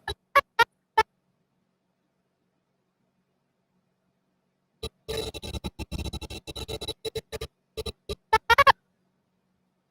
that over here. Baba, nisaidie. Right there. Let's cut right there.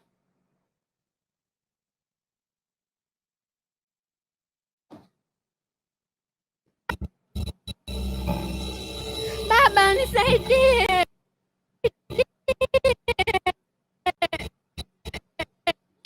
So let's go to, I actually have an idea. So I'm going to save this. And let's go to one of our other maps here. So let's go to cave entrance. And let's see what we got. We'll come back to this one.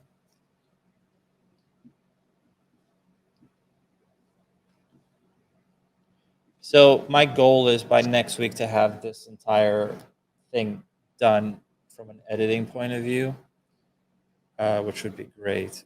So, okay.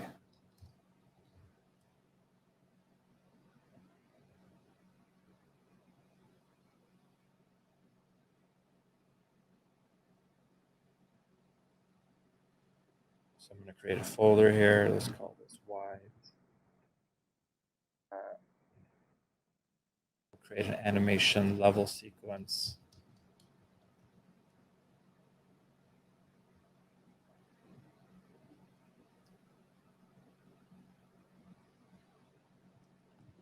And let's go to our wide shot.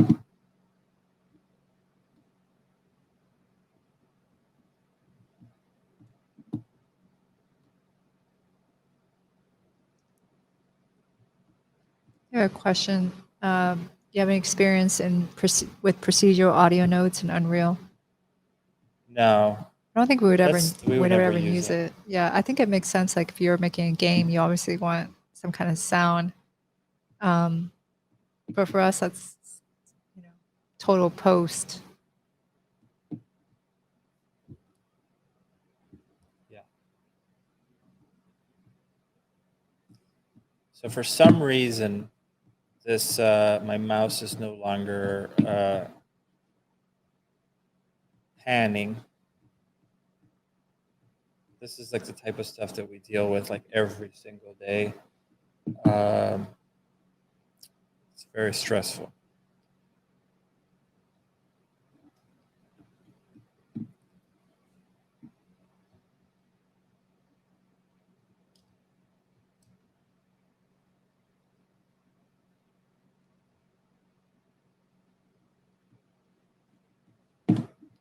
So trying to frame a shot when you can't move is not the best way to frame a shot. So I could rotate, but I can't pan. Let's try creating another camera.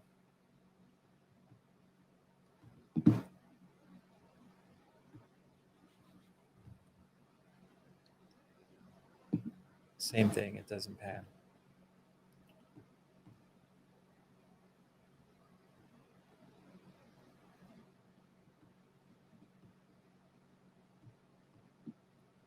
Tran, do you want to show something in the meantime while I figure out why my mouse doesn't work? Yeah, give me 1 second. You could just show like some of the lighting stuff you've been doing this. Okay. Let me load up. Oh, I already have something. So let me share my screen.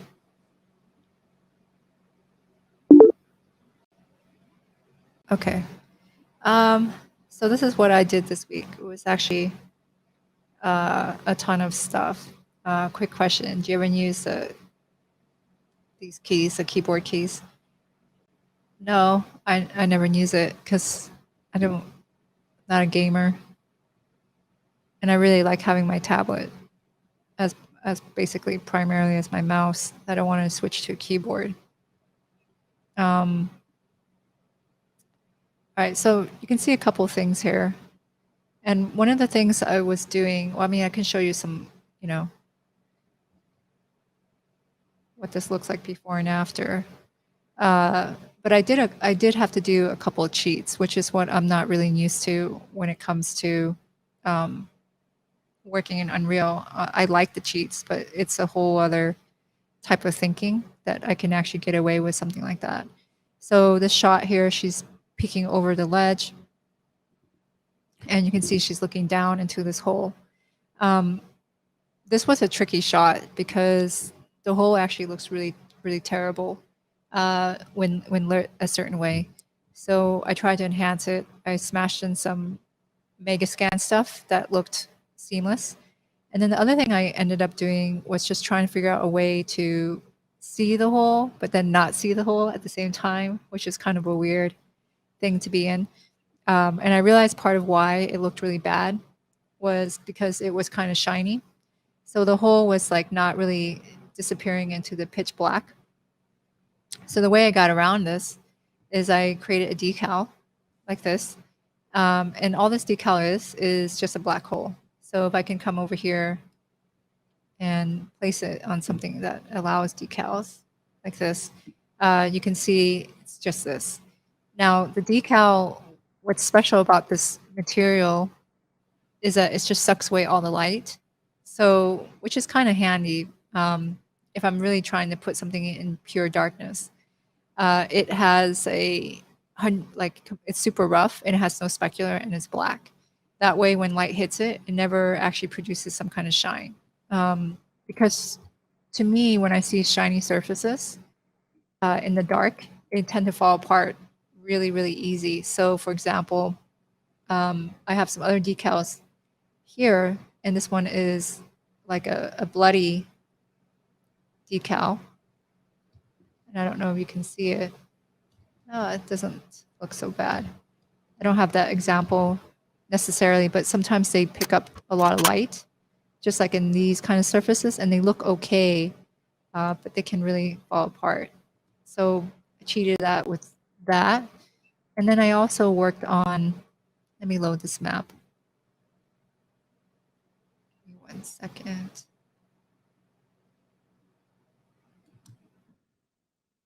I did another cheat decal here. Just give me a second while I load up the sequence. The sequences should load up quickly, but I haven't opened it in a day.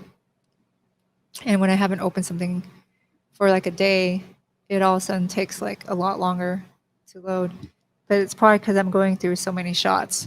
The other problem is I'm also running really low in space. So basically throughout the day, right now I have 163 gigabytes on my drive, which should be enough to work.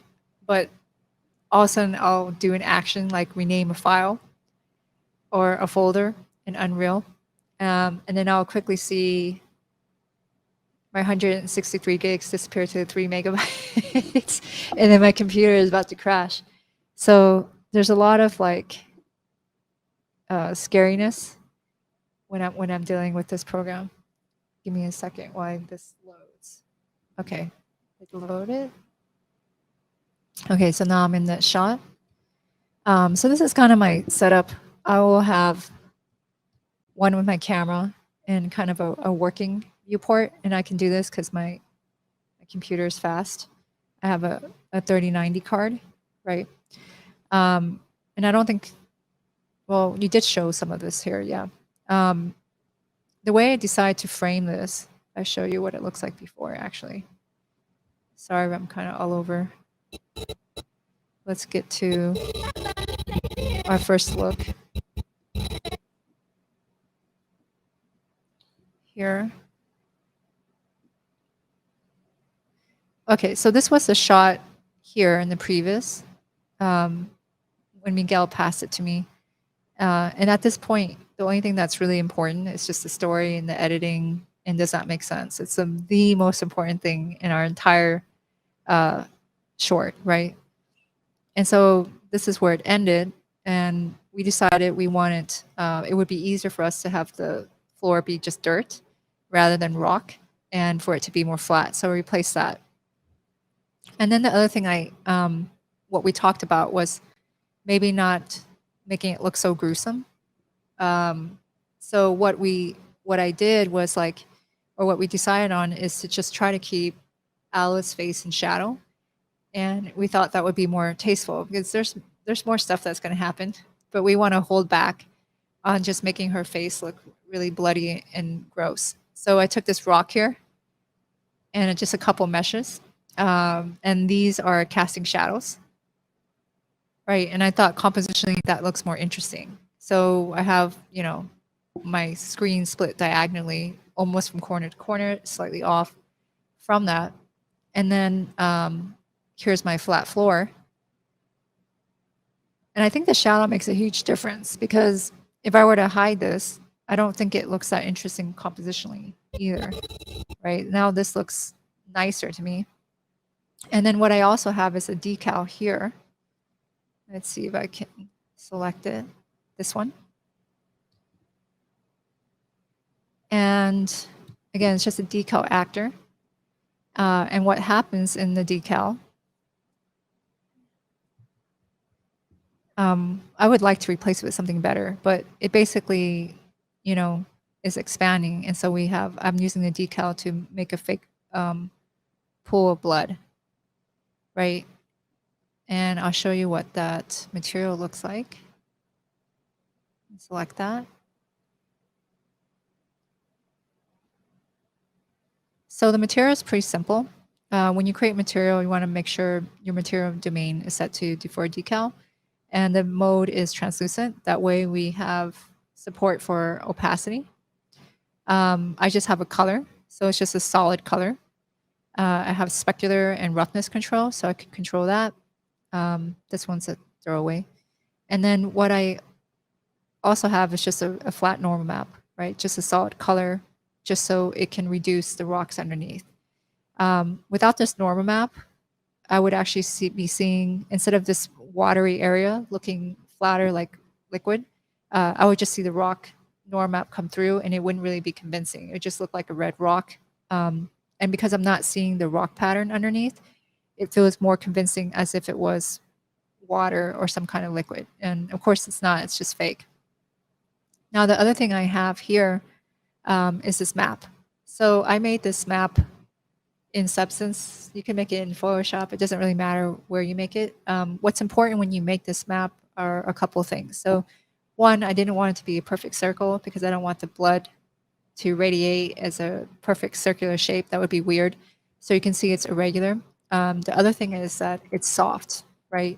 It has a lot of gray values. So intentionally, if you look at, and this is actually really, really important if you want to make this work. The way your map looks is very critical. Let me just try to pull up this pen. Give Give me one moment. So irregular edges like this. And in the center, this is my widest point. And what I'm trying to do as I'm getting towards the edge is that it gets darker. And again, that's very important because if you have a good map, what you can do, let me get rid of this. Let's open up the instance material. Hold up.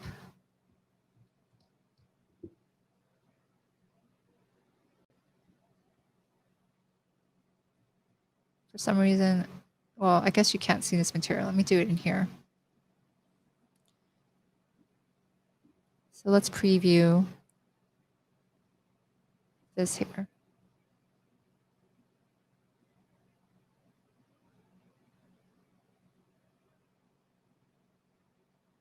Let's make this larger. Okay, so here's my map corrected. And let's say I'm using this if to give me contrast. I'll just replace it with the scalar. Right now I have a material parameter collection. And here, depending on the value I put in here, which I can control in my sequencer, it's going to change how my map looks.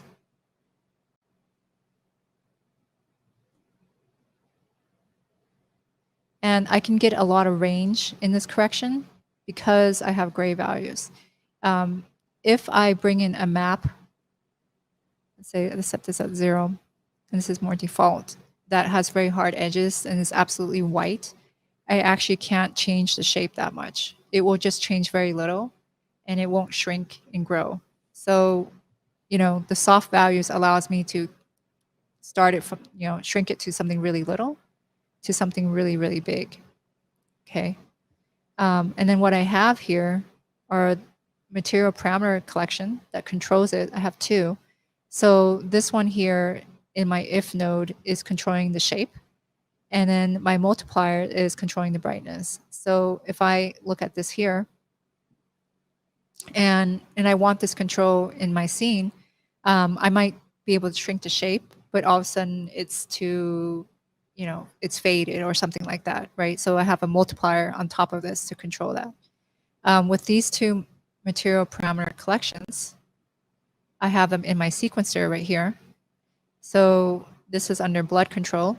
I have 1, the B value, which controls the shape, and then I have my brightness. So if I come in here and adjust this value, let me try to slide this, you can see what this does, right? And all I'm doing is just keying that. And then I have my brightness, which controls the fall off when you're looking at it. So, you know, if I have this really high, my blood is really sharp. I don't really want that. I kind of like the softness of it. And I think that looks a lot better. I'm gonna not save any of this stuff here. So that's some of the stuff I'm doing. You know, Miguel and I talk about the blood, and it would be ideal if we could have it simmed, but if not, this could work, and I think it will work okay in the darkness. And let me just see if I can show if there's other cheats that I did. Give me 1 second. It just takes a moment when I select anything. Everything moves slow when I move from map to map, or just from one sequence to another sequence. How are you doing, Miguel? My mouse is back. Your mouse is... Yeah, I just had to turn it off and on and it worked. So it was the mouse. I thought it was Unreal. Okay. Well, did you want to finish what you were showing? Or you want... Yeah, I just need 1 more second. I'm just trying to see if this file can open. Well, let me just load another thing. Let's not save. And let me load this shot here. So, and let's turn on the framing. So my frame actually looks something like this. So this is one of the first shots when she comes back to revisit this hole. And this one was kind of tough for me to light. If if I show you what it looks like in the edit. So just some of the challenges. So this was like really washed out. So this is the initial frame. And this is what I ended up with. And a couple of things make this kind of tricky for me to light is that one, the camera is a little bit longer of the lens. It's a 30. And normally in a shot like this, it'd be a little bit wider. So for example, can I look through this? I can't look through this shot. Oh, I think my scene broke. Normally something like this, okay.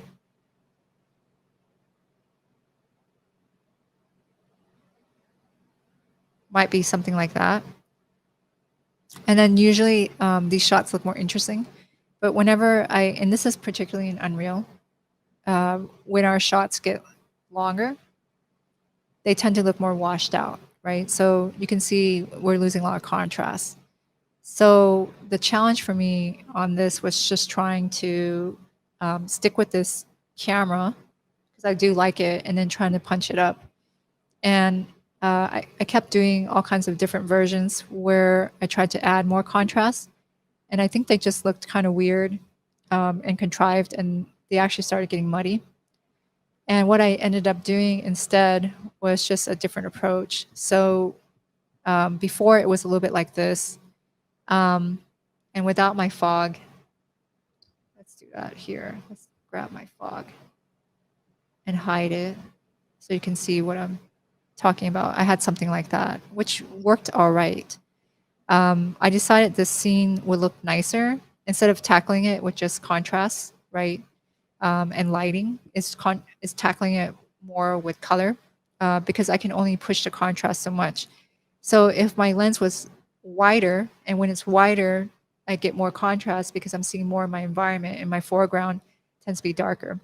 In a lighting situation where you have fog, the things further in the distance become brighter. And again, with a longer lens, I just have less things in the foreground and less values that are darker, right? You can see I don't really have a lot of dark values.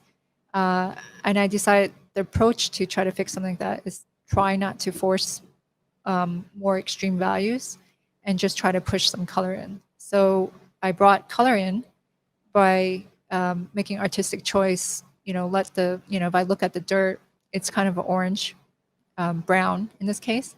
So I let the dirt be brown and a little bit orange, as orange as I can get without making it too orange, right?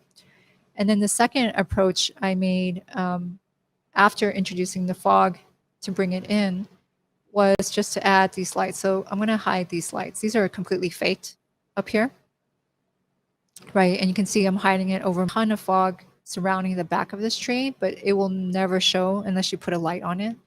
And then once I put the light, it just brought it back in.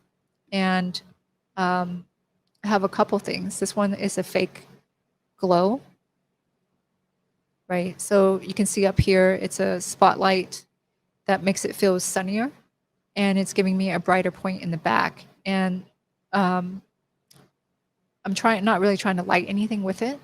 So you can see I have it aimed kind of, maybe hitting her and hitting the sky. I don't want the light to actually illuminate the whole. I want it to feel dark, right? So I have the sky being illuminated, and it also is kind of enhancing the light on the fog here, which is pushing it back out. And then here, this light is illuminating the fog in the background here. And it was doing it too much, basically lighting my set too much. So my spheres here are kind of light blockers because I want this to be in shadow. And this is important because I need continuity with my other shots, right? So I decided, because the whole is a difficult piece, that we'll have big cast shadow inside there and some light on the side, and then hopefully, hide some, issues. And then this light here just gives me a little bit of fill so that I have kind of like this warm ring around it. In any case, that's just my approach with lighting. So I don't think what I do is that interesting. Maybe it's interesting. But It's yeah, interesting. let's undo. I don't know if there's any questions. Let's see. Nope, no questions. Anyway, we're at 3:07. Did you want to wrap up what you were doing Yeah. or what you were showing? Just give me 1 sec. Let me find something.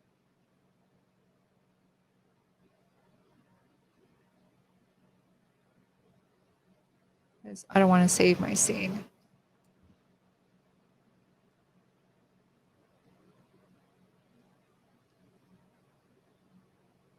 I am starting to get cloth in here. So my next step on this is I finished lighting this, and now I have to do a lot of shot modeling. Thank you, Ty. So I was trying to get more done today, but yeah. But this is what we got. So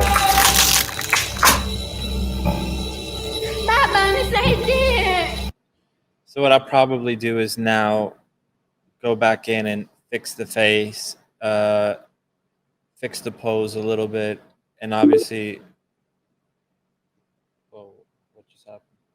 Yeah, fix the pose, fix the hands and all that stuff, and then have the vines actually responding to her movement, which right now they're not doing.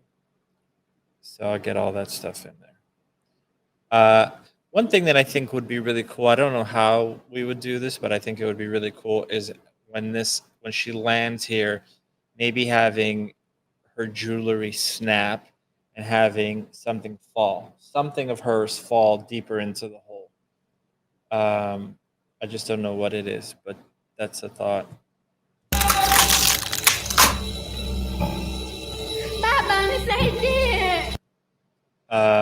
So next shot we have to do, I'll show you what is coming in.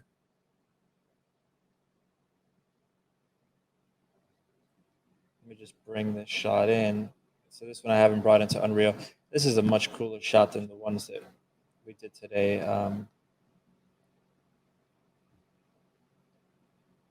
It's kind of like what you're doing is like a live performance and completely improv, and then hopefully everything works out and you don't have technical issues. Well, yeah, I mean, one thing we always wanted this thing that we do to be real. And it's real. This is real. It's not glamorous. It's not glamorous. It's not fun. Yeah. Yeah. A lot of the stuff I do is just like I feel like I'm a janitor. Just, polishing, cleaning. But that's how it is on any production. Well, let me show you this one shot. It's really cool.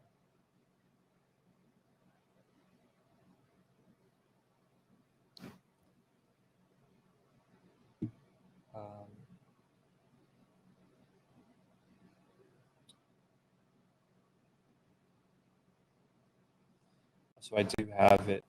Let me just show this. It's probably the shot I should have done today, but whatever. Okay, fall.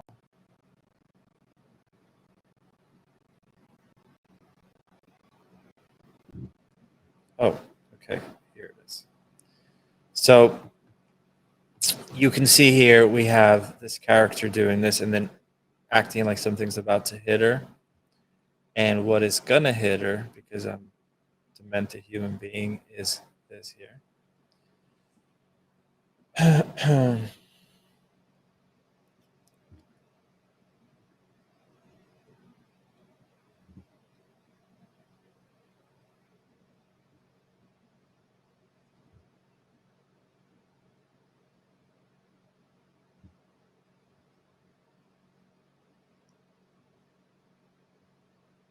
Just give it 1 second. So we just constantly wanted to keep making things worse and worse for them. So this is pretty bad here. So she's hanging from the vines, and then open up file. Let's give it a second. These are big files, so it takes a moment.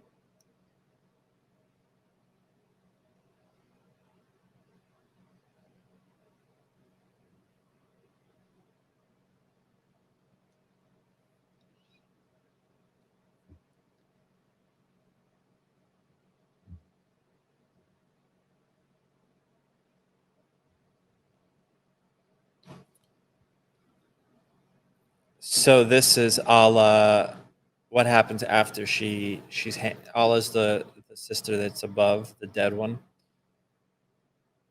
My God, this takes forever to open.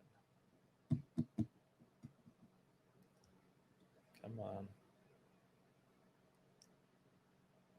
Okay, here it is. As soon as I think it's done, it starts at 0 again.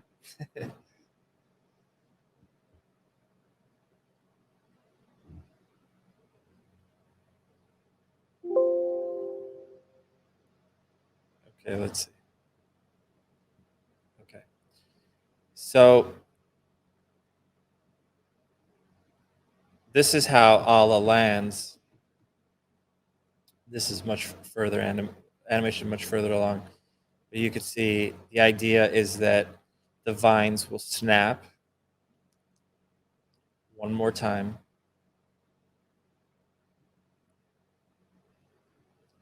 And she will end up face to face with her sister that killed her, with her hands around her neck. She's dead, but the hands will look like she's trying to choke her sister, but she's dead. She's not really trying to choke her. And then the mask will slip off, revealing the grotesque injury that we've hidden behind the mask, which is pretty disturbed. Yeah, so that's why we kind of kept it dark Yeah. in the lighting. And then and you're going to get a reveal to see what that really looks like. Put a lot of work into it too. You don't see it in that model version, but her eye is like... Yeah, and this one, it doesn't. This is not the one. So there's a blend shape that would control that. But Yeah, so we have different texture version, different model version. So what's going to end up happening is she'll fall like this. The mask will finally slip off her, land on her sister's face, which is what she said she wanted. She wanted the mask. The mask represented being part of the hunting tribe. She's literally getting the mask right before she dies. The sister lands like this. She stares at her face to face, and then the vines will her snap. eyes will be... Her eye will be with a big gash, blood and everywhere. the other eye will be open. And then the vines will snap again, and she will fall onto her sister, basically, and they will both fall to their death. Yeah. So it's a dark story. Yeah. It's really dark. It's not real. so we can do stuff like this. We wanted to do this live action originally. It was very hard to find Swahili actors in California, and we just felt like you have to shoot this in Africa for real, and that just became too difficult. But yeah. Anyway, so that's it for this week. Thank you, Chatty or Chatty? Chatty on Fire. On Fire. Yes. Thanks for always thank you for supporting tuning us. in. Yeah. And thank you guys so much. Okay. So We'll be see you back guys next week. And hopefully we'll have this edit. Not hopefully, we will have this whole edit in place. So talk then. All right, we're done. So James, you can kick it off.